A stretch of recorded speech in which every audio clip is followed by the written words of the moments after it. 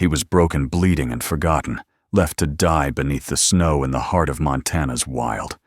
No help, no hope, just silence, until a shadow moved between the trees. It wasn't a man. It wasn't rescue. It was a wolf. And what that old wolf did next changed everything. Before we begin, tell us where you are watching from. And if this story touches your heart, please subscribe for more. The snow fell quietly, thick and unbroken, burying the pine forest beneath a frozen hush. Branches sagged under its weight, their tips like weary arms offering no shelter. A northern wind whispered through the trees, curling into the narrow gully where the sun never reached. There, in a hollow carved by years of meltwater, lay a dog that once wore armor. His name was Titan. Titan was a German shepherd, bred for war, muscular, broad-shouldered, with a proud black and tan coat, now crusted with blood and ice. Once his ears stood like sentinels. Now they drooped. His right hind leg lay twisted unnaturally, bone-likely splintered. His chest rose in shallow gasps. The metal tags, once clipped to his collar, were long gone, snapped during the explosion. Snow drifted gently into the groove of his back, as if nature were trying to cover the evidence of human failure. He had been left behind. 3 days earlier, Titan had leapt from a chopper into chaos. The mission was called Operation Iron Sentry. Remote village, suspected hostiles. Titan's handler, Sergeant Owen Booker, was the first to take a bullet. Titan remembered the scream, the burst of sand and heat, the thunder of gunfire. He had crawled through fire to reach Owen. He had dragged him teeth, clamped on the strap of his vest until the air thickened with smoke, and the whir of blades returned. But something went wrong. Orders changed. The bird lifted early. Titan, battered and burned, had been left on the ground. Now alone in the bitter forest, Titan's body had betrayed him. His training told him to wait, to stay to survive. But his mind whispered surrender. The cold crept in through torn flesh and bone, through muscle memory and discipline. He was no longer a soldier, just a dog. And he was dying. Then the trees stirred. Not the groan of wind, not the creak of snow-snap branches. This was movement. Deliberate, silent. Titan's ears twitched. His eyes, glassy with fever, shifted. A shadow approached. No boots, no radio crackle, no voice calling his name. Just fur, breath, and presence. Out of the woods came a creature older than fear. A wolf. Ashen stepped forward with the patience of age. His coat was a patchwork of winter gray and battle-scarred black. His right eye, clouded by an old wound, glowed faintly in the pale light. He walked with a limp, the echo of an ancient injury across his ribs. A solitary wolf, exiled or self-banished, he had lived too many winters and buried too many kin. Ashen did not snarl. He did not lower his body into a pounce. He only looked. Titan could not raise his head, could barely twitch a paw. But he watched as Ashen sniffed the edge of the gully, circled once, then stepped down into the trench and lay beside him. Not close enough to touch, just near enough to matter. The wind howled above them. Ashen didn't flinch. He curled his long frame into a half-moon tail covering his nose. Shoulder turned into the storm. Titan felt it, the shift in temperature, the pause in despair. Not rescue, not hope, but a reprieve. Night fell early in those mountains. The moon rose pale, ringed with frost. Titan's mind wandered through fevered dreams. He remembered Booker's voice, the sharp whistle that meant move the hand signals, that meant stay low, the soft murmur of good boy whispered after danger passed. He remembered barking at a cartoon horse on a base television in Kuwait. He remembered curling beside his handler, back to back, heartbeat to heartbeat.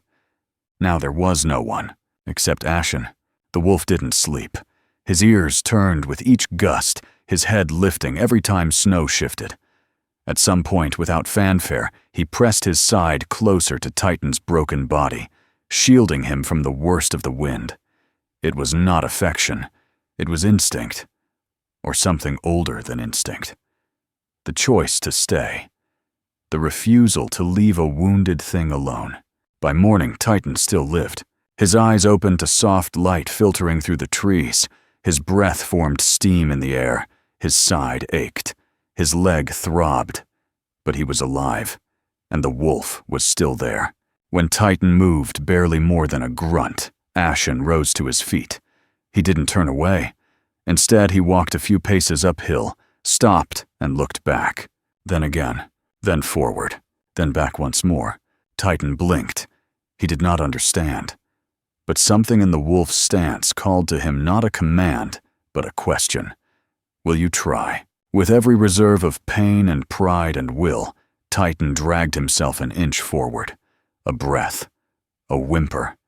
Another inch. Ashen didn't move farther. He waited. A quiet sentinel. For the first time in 3 days, Titan crawled not toward death, but toward something unknown. And Ashen led him on. The morning came slowly over the Big Belt Mountains, its light dimmed by the heavy gray of approaching snow. Pale streaks filtered through the lodgepole pines, casting long shadows over a world buried in frost. Titan opened his eyes to silence, the kind only found after storms or grief. His muscles ached, his wounds stiffened, but he was alive. More importantly, he was not alone. Ashen, the old wolf, had risen before dawn. He stood now just a few steps ahead, his breath fogging in the frigid air, his silver coat brushed with soft flakes. His body remained still, but his eyes flicked back. Once. Twice. Then he turned and began to walk, not fast, but steady. The way a creature moves when it knows where it's going, and that getting there will take time. Titan didn't understand why. He only knew one thing: he could not stay here. With a breath that caught in his chest, he dragged his front legs forward. Pain flared through his ribs. His hindquarters protested with sharp defiance. But he moved. 1 inch. Then another. The snow was deep, and every shift sent needles of fire through his back leg. Still he crawled. Ashen didn't rush. Every dozen steps he stopped. He never looked concerned, never barked or howled. But he waited. A few paces ahead, always watching, always guiding. The forest around them groaned under the weight of snow. Branches snapped far above, sending down soft explosions of powder. A murder of crows passed overhead, dark wings gliding in eerie silence. Insects were long gone. Only the crunch of Titan's breath and the occasional shift of Ashen's paws disturbed the stillness. Once Titan collapsed entirely. His head hit the snow.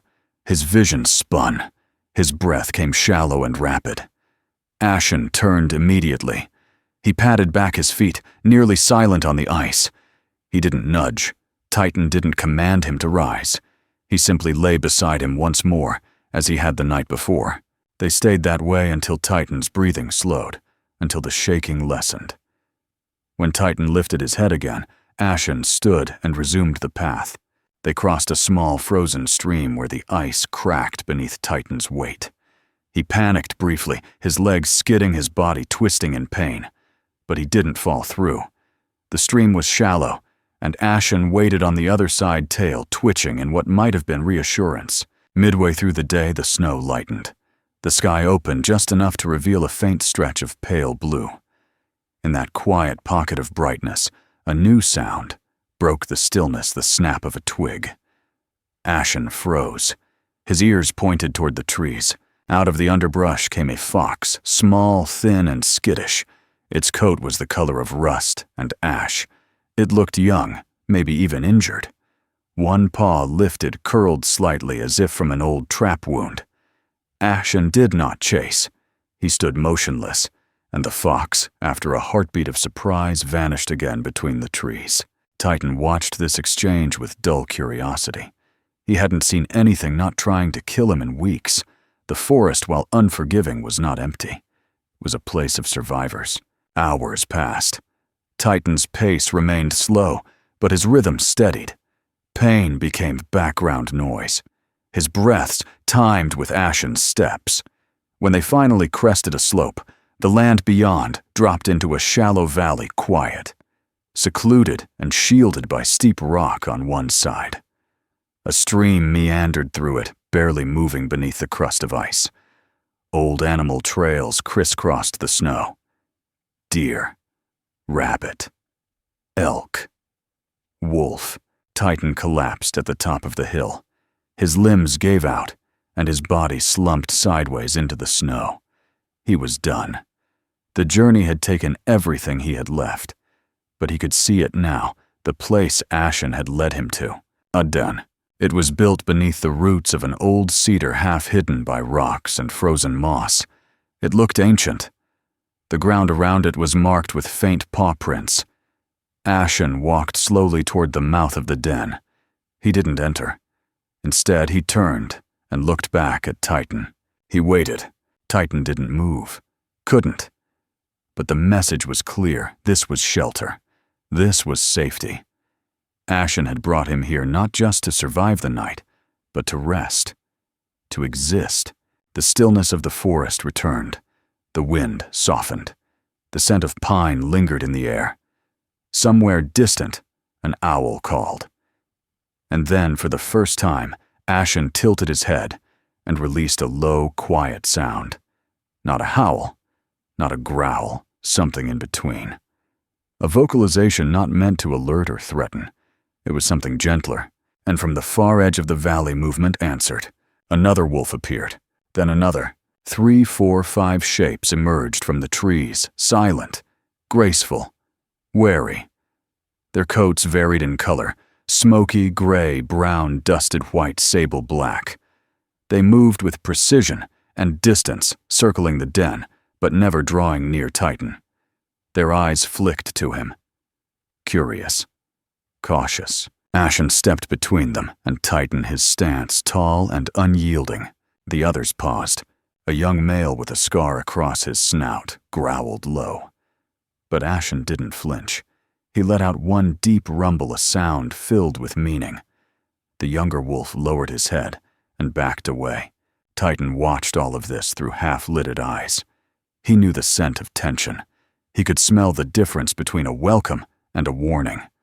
And he understood one thing: Ashen had claimed him, not as prey, not as enemy, as something else. Night came again, swift and silent. The valley was still. The pack did not approach Titan, but they did not drive him out either. Ashen lay beside him once more, pressing warmth into his battered body. Titan didn't sleep easy, but he slept. The morning in the hidden valley broke with a hush. The snowfall had ceased sometime in the night, leaving a glassy sheen of frost across the rocks and underbrush. Cold steam lifted gently from the stream, like breath from the earth itself. Titan stirred beneath the old cedar, his side pressed against Ashen's flanks. For the first time in days, he woke to warmth instead of pain. The pack had not touched him, but neither had they left. They circled quietly, always matching. Ashen stood and padded toward the stream, his steps silent, deliberate. Titan lifted his head, eyes tracking the alpha's path. His wound still burned, his hind leg still refused to move properly. But there was a flicker of strength beneath the scar tissue, a growing sense of will. Titan was no longer trying to survive for himself. He was trying because something wild had decided he was worth keeping alive. The other wolves remained distant. The scarred male, lean and young with a dusty brown coat and a crooked fang, lingered closest. His name, had someone named him, might have been Thorn. His body language betrayed curiosity, veiled in hostility. Beside him trotted a female younger, still silver gray, with a narrow muzzle and ears that twitched at every sound. She was cautious, almost too aware, and limped slightly on her right foreleg, a sign of past injury. If Thorn was the blade, she was the thread. Thin, watchful, coiled. Perhaps she would be called Mika. They approached in arcs, never directly, never with intent to touch. Their eyes darted to Ashen, then to Titan, then away. Even among wolves, diplomacy required silence, and Titan's scent was a language none of them trusted oil cordite metal the mark of man. Thorn sniffed the snow where Titan had lain. His lips peeled back slightly, revealing sharp white teeth. Micah let out a low chuff warning, or plea, it was hard to tell. Titan didn't move. He simply watched, ears barely lifted. He understood tension. Understood the way groups form around distrust. Then Ashen returned. He didn't growl or posture. He simply stood between Titan and the others, his eyes locked with Thorn's. One silent beat. Then a deep, low rumble, not loud, but final. The kind of sound age gives power. The young wolves backed away, not in fear, in deference. Titan didn't know the rules of the wild, but he understood this. He had been claimed. That night, the wolves stayed closer. Not beside him, but near enough that their bodies were outlines against the snow. Their presence was both a warning and a guard. And when the moon climbed high, casting long shadows into the valley, a different kind of stillness fell. Titan dozed and woke his body uncertain of whether to rest or remain alert. But when he opened his eyes sometime before dawn, he saw a rabbit. Dead. Clean kill. Its body placed carefully beside him. No paw prints disturbed the snow between it and the den. A gift. Not from Ashen. Ashen was watching from the tree line. Titan blinked slowly, nostrils flaring. He couldn't eat much. His stomach had shrunk and his jaw ached, but he tore into the meat gently, careful not to waste what he hadn't earned. As he ate, the wolves nearby didn't move. Something had shifted. The sun rose behind a curtain of clouds. The snow hadn't begun again, but the air tasted of coming change. Titan had learned to read weather, to feel pressure in his ears, and a bite in the wind. He was chewing the last of the rabbit when a new sound split the valley, a crunch familiar, unnatural. Boots. Titan froze. His ears sharpened. Ashen's head snapped up. The other wolves lifted their noses almost in sync, a ripple of instinct passing through them. Another crunch. Then a voice too low to catch filtered through the trees. Ashen moved first, slinking toward the upper edge of the valley. Titan tried to rise, but collapsed onto his side with a grunt.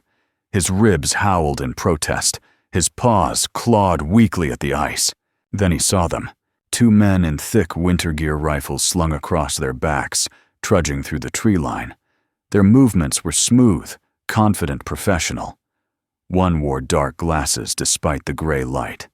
The other had a scarf wrapped high around his face. But Titan remembered them, even through pain and distance. Private contractors. Their names were never spoken, but Titan knew their walk, their scent. The way they had loaded Owen Booker onto the chopper and turned away from him from the dog who had dragged his handler through a kill zone. Left behind. Disposable. He felt no anger, just certainty. Danger. Titan pushed himself to his feet. He was trembling, but something in his chest, the echo of a command once shouted, forced him upright. And he barked. Once sharp, piercing. It shattered the valley's quiet. The wolves jerked in surprise. Micah yelped and darted back. Thorn lunged into the trees. Even Ashen froze, then slowly turned back toward Titan. The men heard it. They spun toward the sound. One raised his weapon. "Did you hear that?" the taller one said.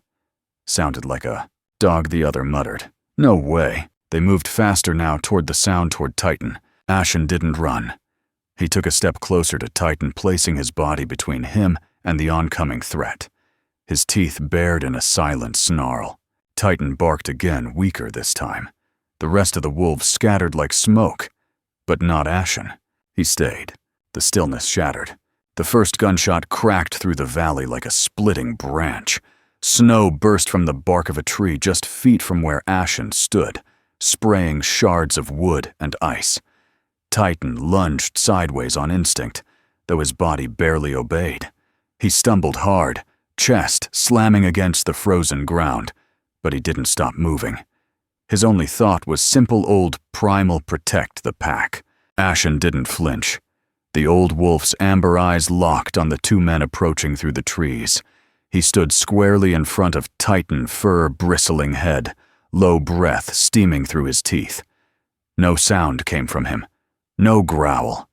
Just a presence, calm, immovable. The contractors spread out. One to the left, one keeping center.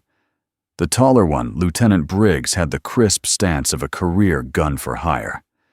Early 40s, cold eyes, squared jaw.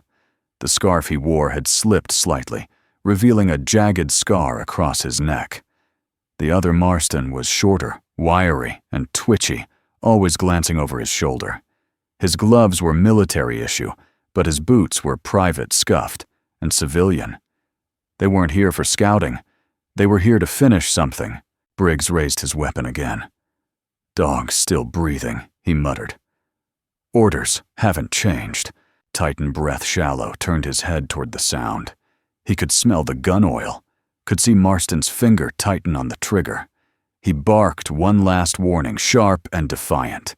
The sound echoed through the trees, and then a new voice thundered from the ridge above. "Drop your weapons." Hands in the air. It wasn't just one voice. It was several firm, trained, synchronized. From behind the snow-blind ridge, 5 figures emerged, rifles drawn, green jackets, state patches, wildlife officers. At the front was Wade Harlan, a ranger in his late 30s, with a trimmed beard and storm-gray eyes. He moved with the alert focus of someone used to wild things, broken things, and didn't waste breath on second warnings. Briggs spun too late. He froze as the barrels of 3 rifles leveled on him. Marston looked ready to bolt, but found 2 more officers flanking his retreat. The forest, just moments ago, an empty cathedral of snow, was now alive with human movement. "Step away from the dog." Wade ordered, his voice quiet, but absolute. "Now." Briggs hesitated. Then he dropped the rifle. It hit the snow with a dull thud. Marston followed more reluctantly. The officers advanced zip ties at the ready. While his team secured the intruders, Wade walked slowly toward Titan. Ashen was still there, body tensed, head low.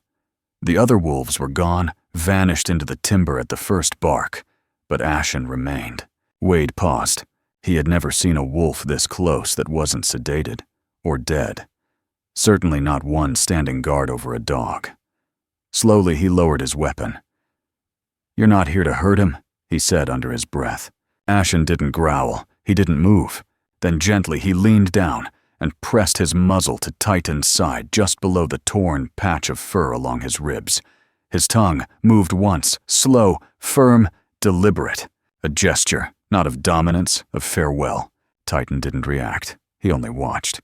And Ashen, as quietly as he had come, turned from them and slipped into the forest. Wade didn't call for tranquilizers. He didn't order pursuit. He let the wolf go. A few minutes later, Titan lay bundled in thermal wraps beside the stream bed, while Wade knelt at his side. Snowflakes began to fall again, soft and hesitant. The rescue unit worked in practiced rhythm, administering fluids, checking vitals, monitoring breath and pulse. Wade never looked away from Titan. The moment Wade placed his hand on Titan's head, the dog didn't flinch. He pressed into the touch eyes half-lidded. In the space between their breath, something passed, an unspoken recognition of shared solitude. One of the officers, May Cullen, a sharp-eyed field medic with auburn hair tucked beneath her cap, knelt beside Wade. "Multiple fractures," she said softly. "Cracked ribs. Old shrapnel. Some frostbite, too." Her voice dropped. "But he's fighting." Wade nodded. "He's not alone anymore." They moved him carefully onto a stretcher lined with thick blankets. As they lifted him, Titan groaned but didn't resist. One of his front paws hung over the edge, limp but relaxed. His eyes scanned the trees one final time. Ashen was gone. As the team packed up and started the hike back to the base truck, Wade took one last look at the forest behind them. Fresh boot prints and paw prints crisscrossed through the snow. Some would vanish with the storm. Others, Wade knew, never really faded. The wildlife rescue facility on the outskirts of Helena, Montana, was not built for soldiers. Its walls were lined with photographs of orphaned lynxes, injured eagles, and black bears with bullet scars. But inside Recovery Bay 3, beneath a heat lamp, and flanked by 2 space heaters, a war dog named Titan lay healing not just from wounds of flesh, but of memory. The days passed slowly. Outside, winter deepened. Snow fell in steady drifts, muffling the world. Inside, Titan learned stillness again. Learned safety. His body remained weak, his hind leg bound in a supportive brace, ribs wrapped with gauze, but he no longer flinched at shadows. He ate when spoken to in soft tones. He slept only when Wade Harlan sat within reach. Wade had not left since the rescue. The ranger now lived in a cot beside the recovery pen boots, always near the door jacket never fully hung. He spoke little, only when it mattered. He read the vet's charts, helped with treatments, whispered stories about an old bloodhound named Boone he'd raised years ago in Bozeman, a dog who'd once pulled a drowning boy from a river and died before anyone could say thank you.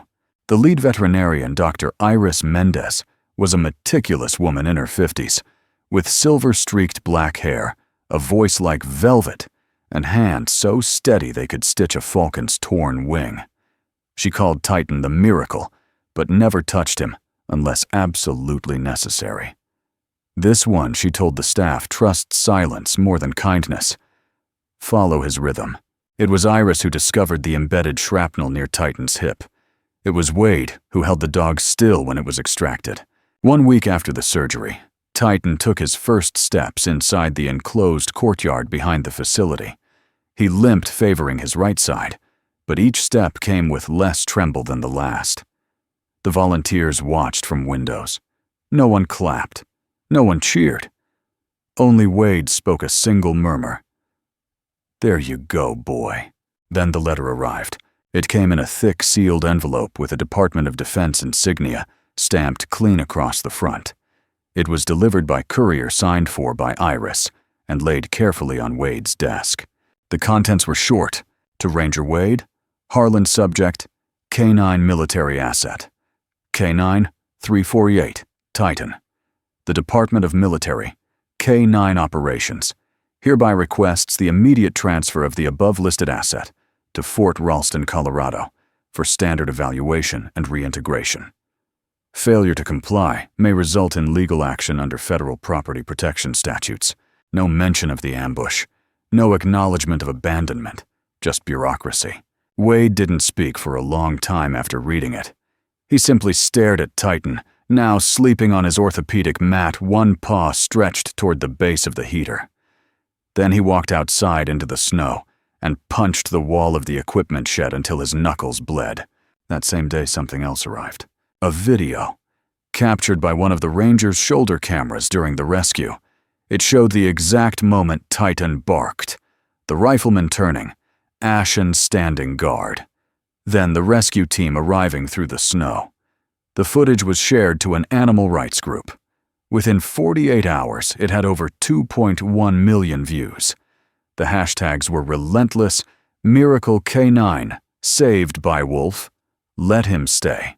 Reporters camped outside the facility gates. Veterans from 3 states drove to Helena with flags, signs, and tears. Children left stuffed animals and hand-drawn cards at the entrance. One read, "You are not a thing. You are brave." Then the black SUV returned. 2 military officers and a contractor stepped out. The same contractor who had stood in the valley with a rifle now wore a pressed suit and a polite smile. Wade met them at the door. "You're not taking him," he said. "He's not yours," the man replied. "He's not yours either." Before the tension could ignite, Dr. Mendez walked forward with a tablet in hand. "There's something you should see," she said, coolly. She played the video. Not the one from the rescue, but a new one, Titan walking, limping proudly through the snow-covered yard, as a chorus of voices chanted from the gate. "Let him stay. Let him stay." The contractor exhaled through his nose. "We'll need to make a few calls." They left within the hour. A second letter arrived the next day. Temporary custody granted. No public statement. No apology. That night, Wade let Titan roam the facility freely. Volunteers stayed late to build a new resting platform by the window. Dr. Mendez lit a candle beside the entrance, a quiet ritual from her grandmother's village in Yucatan, light for peace. And then the knock came. Not loud, not desperate, just familiar. Wade opened the door. A man stood there, limping slightly. His left leg strapped in a medical brace. His face was thinner than it should have been. A scar ran along his jaw and into his temple. His coat was too big. His eyes were sunken and afraid. It was Owen Booker Titan's former handler, former sergeant, former everything. "I heard he was alive," Owen said quietly. Wade didn't ask how. He just stepped aside and let the man in. Titan was resting beneath the heat lamp when Owen entered the recovery wing. At the sound of the boots, the dog lifted his head. His eyes locked onto the man standing there. They didn't blink. Owen knelt down. "I thought you were dead," he whispered. "They said no one could have survived the blast. I begged them to go back. I wrote letters. They wouldn't listen." Titan didn't move. He didn't growl. He didn't wag his tail. Then slowly he stood and walked forward. He didn't choose, didn't rush into Owen's arms or nuzzle Wade's hand. He simply sat down between them, his body touching both. A living bridge between two lives. Wade placed a hand on Titan's back. Owen did the same, and Titan closed his eyes. 2 days later, just before dawn, Titan stirred in his sleep and limped to the window. Wade followed, confused, then stopped when he saw what the dog saw. At the edge of the tree line, half shrouded in mist and shadow, stood Ashen. The old wolf didn't approach. He didn't need to. Titan pressed his nose gently to the glass. There was no bark, no sound, just understanding. Ashen stood for a moment longer, watching his once companion, and then turned. He disappeared into the forest without a sound. Wade didn't speak. Neither did Owen. Titan returned to his mat and laid down, calm and complete. Sometimes forgiveness doesn't arrive with words. It walks in silence. It stands its ground. It stays. Titan wasn't just a dog. He was a symbol of what it means to be broken, to be left behind, and still choose to trust again. Ashen didn't save him with power. He saved him by staying close, by not turning away. In our lives, we all carry wounds. Some are visible, others are not. But maybe the ones we call wild, the quiet, the stubborn, the scarred, have something to teach us. About loyalty, about letting go, about choosing love even when the world says run. If this story stirred something in you, take a moment. Share it with someone who needs a reminder that they are not alone. Leave a comment and tell us what part touched your heart. And if you believe in second chances, in unlikely friendships, in the healing power of presence, subscribe. There are more stories to tell.